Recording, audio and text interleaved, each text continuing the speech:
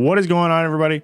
Today we're going to be going over how you can use Kingambit in the Tera Raids. So let's get into it. So Kingambit is a dark steel type and he's very strong.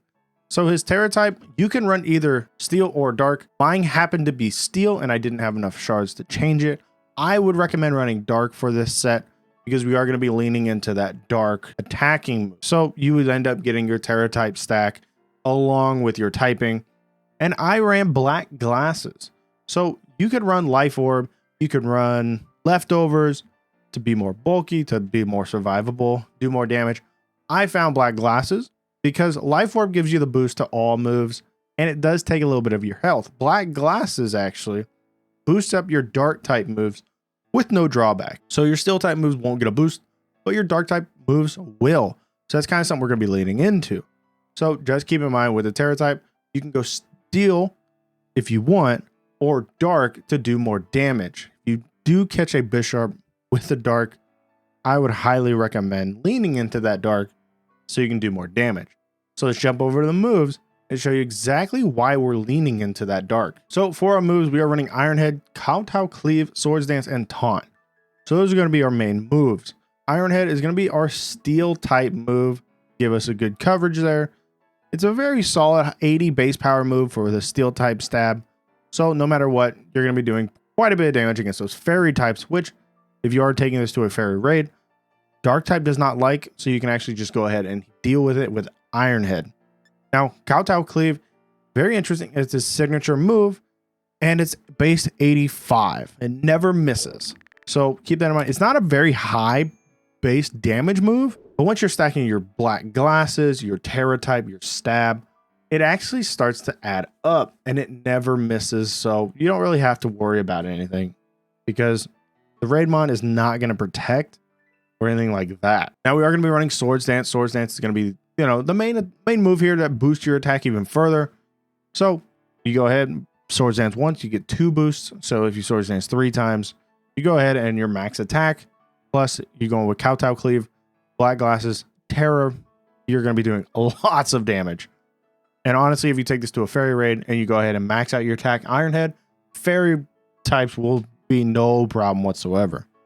Then we'll be going with Taunt. Taunt is going to be your last move here. You already know that it's going to be on there because it's a very solid raid move.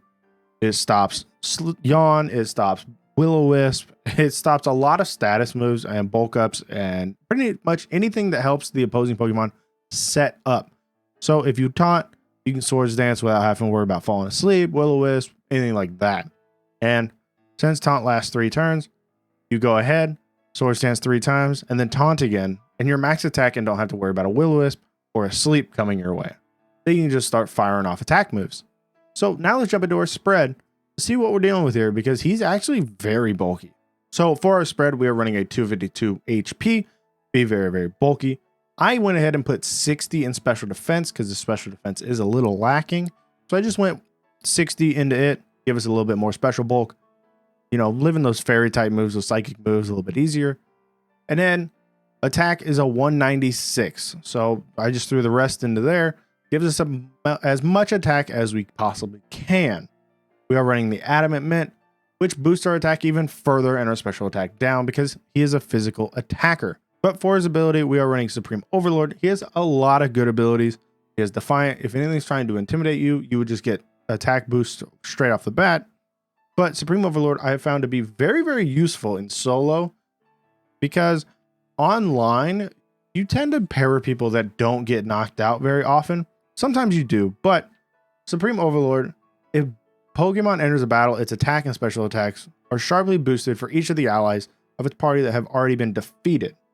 So what that means is this actually has a stack of at least 4. So if you are in the raid, say you are soloing, and your partner Pokemon, the NPCs, go down, which is perfect for you. The time doesn't go down, anything like that. Typically, the NPCs will go down. You actually get attack boosts on top of that. So what can happen is you can Swords Dance 3 times, get your max attack, and then with your dark glasses, and if you end up getting your Tera up, if your partners start going down, you start getting boosts on top of that.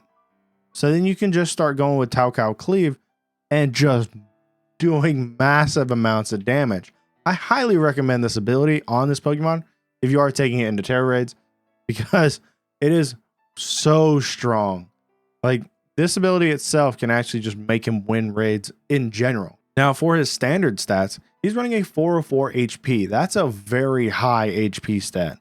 His attack is a 389. If you went full HP, full attack, you'd be pushing 400 with your attack stat alone. So that's very, very good. Both of those are very solid. Defense is a 276. On the physical side, he is very bulky, especially with a 404 HP. Depending on what it is, they're not going to be doing a lot of damage to you. Speed is a 136, so you are kind of slow, but that's fine. I went ahead and bottle capped, so that is bottle capped. Now, your special defense, we put that 60 in. That brought us up to a 221. You know, we in the 200s, I always feel comfortable being in the 200s with our defenses, at least around that 220, because it does give us the max bulk that we possibly could, especially with a 404 HP stat. That is massive. Now, special attack, again, it is mint decline, so makes it lower because we are boosting our physical attack. It's a 120 and not bottle cap, so keep that in mind. It's not bottle cap, don't waste your bottle cap. Now, we are able to get into this Tera Raid, and you can see that we get to just kind of Swords Dance up, we can taunt, and then Kowtow Cleave. We can do a lot of damage just doing whatever we do. You know, this is solo, we're able to get in, we're able to do a lot of damage. Black Glasses is boosting our dark type moves, so we don't have to worry there. Yes, we're not a Dark Tera, but having the ability that if we were Dark Tera to do more damage is very incredible, because you can see that we are able to do a lot of damage without that boost that we typically would want.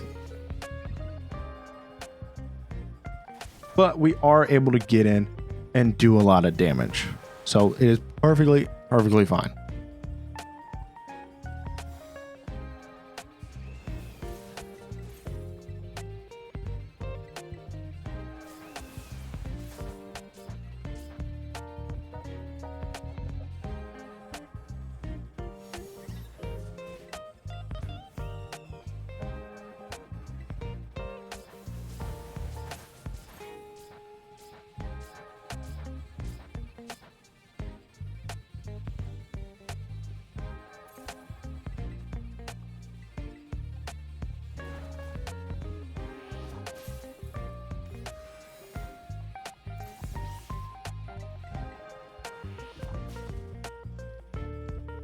Now, this is my Kingambit build. He is very strong in Tera Raids. Most of the time, special attackers kind of lead the way, because they go ahead and lower the special defense. They lower the physical attacks. They kind of do a lot of damage and work really well in Tera Raids. But Kingambit is very all around. He gets to kind of go do whatever he wants. If it's not super effective against him, then he just kind of runs it over. So I'm very, very happy with this build. I've used it quite a bit, lots of different raids actually. He doesn't really seem to have a specific raid he wants to go into. Kind of just does one of everything. So very big. The only thing I didn't really take him to was ground raids, because it's iffy. But besides that, very solid. But this is my Kingambit build. He is very solid. He does a lot of damage. Black Glasses obviously shows that he does a lot of damage. And if you did pair that with the Dark Tera type, he'd be very, very dangerous in a lot of raids. But if you did like this one, go ahead, like, subscribe, and I'll catch you guys in the next one.